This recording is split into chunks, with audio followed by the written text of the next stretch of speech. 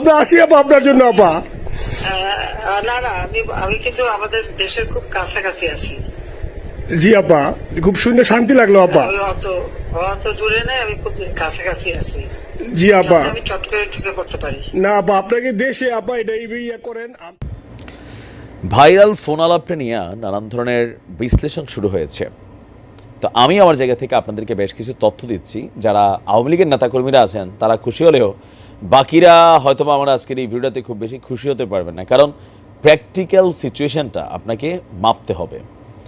শেখ হাসিনা এই মুহূর্তে দেশের বাহিরে আছে, কিন্তু বাংলাদেশের সকল আওয়ামী লীগের নেতাকর্মী কিন্তু 98% বাংলাদেশের ভেতরে আছে, আত্মগোপনে আছে, কিছু মামলার আসামি হয়েছে, আর বেশিরভাগই এই মুহূর্তে ফেরারি বা পলাতক অথবা বিভিন্ন জায়গায় সেফে অবস্থান করছেন। এখন হঠাৎ করে আপনি যতটা বাংলাদেশ আওয়ামী লীগ শূন্য দেখছেন, এতটা আওয়ামী লীগ শূন্য কিন্তু বাংলাদেশ না। শেখ হাসিনা বাংলাদেশের সীমান্তের কাছাকাছি অবস্থান করছে, কেউ বলছেন দিল্লিতে, কেউ বলছেন যে না সীমান্তের কোনো একটা অংশে আছেন। নেতাকর্মীদের সাথে একটা আওয়াজ হবে, একদিনে বাংলাদেশের রাজপথে 38% আওয়ামী লীগের নেতাকর্মী মাঠে নামবে। জরিপ অনুযায়ী বাংলাদেশে শতকরা 40% মানুষ আওয়ামী লীগের সমর্থক।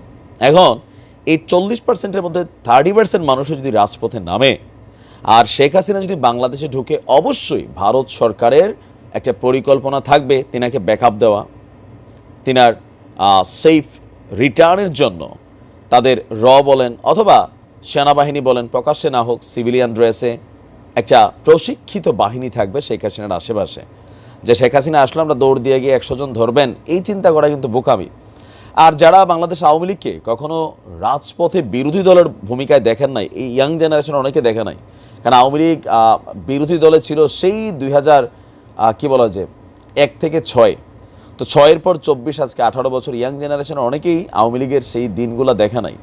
রাজপথে বরাবরই আওয়ামী লীগ শক্তিশালী, বিরোধী দল হিসাবে মরবো নয়তো মারবো, এই মেন্টালিটি কিন্তু আওয়ামী লীগের নেতাকর্মীরা সবসময় উজ্জীবিত থাকে।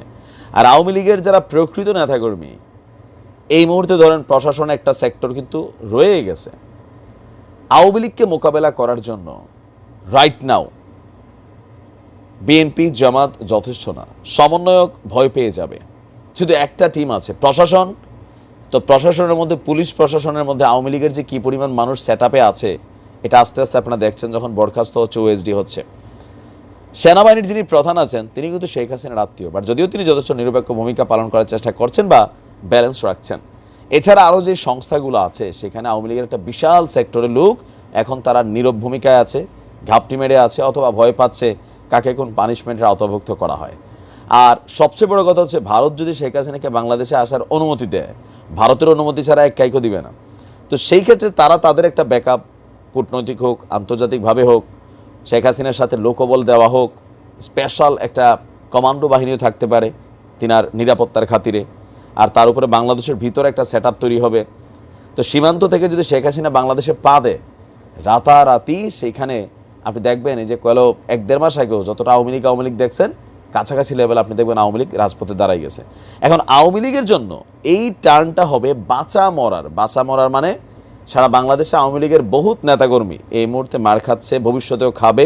বিএনপি আসলে খাওয়ার পরিমাণ আরও বাড়বে, যেই হারে গণমাধ্যমে মামলা হয়েছে এই মামলার পরিমাণ বাড়বে। তো আওয়ামী লীগ কিন্তু বোঝে, ইভেন আওয়ামী লীগ ক্ষমতায় থাকাকালীন বলছে যদি কখনো সরকারের পরিবর্তন হয়, রাজনৈতিক সরকার আছে, 10 লক্ষ আওয়ামী লীগের নেতাকর্মী মেরে ফেলবে, না মারলেও কাছাকাছি মরে যাবে। এটাই বাস্তবতা, কারণ এই কাজটি আওয়ামী লীগও করছে, যার কারণে তারা নিজেরাই বোঝে যে পরিস্থিতি কোন দিকে যাবে।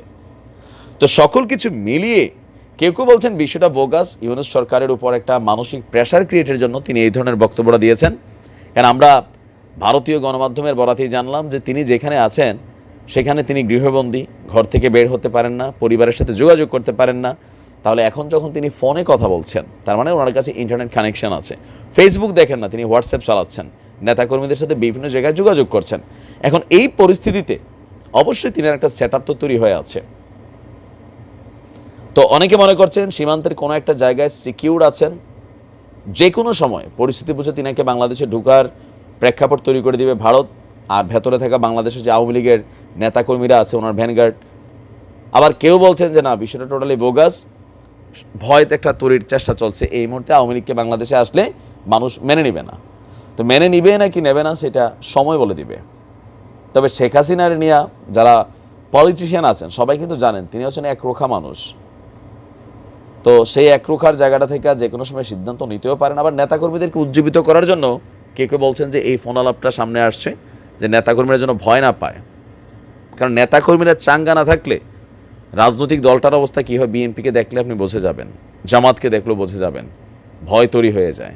কারণ নেতাকর্মী দিয়েই আমাদের রাজনৈতিক দলগুলো চলে। তা আপনি কি মনে করছেন যেটা বোগাস নাকি একটা সিরিয়াস মুভমেন্ট?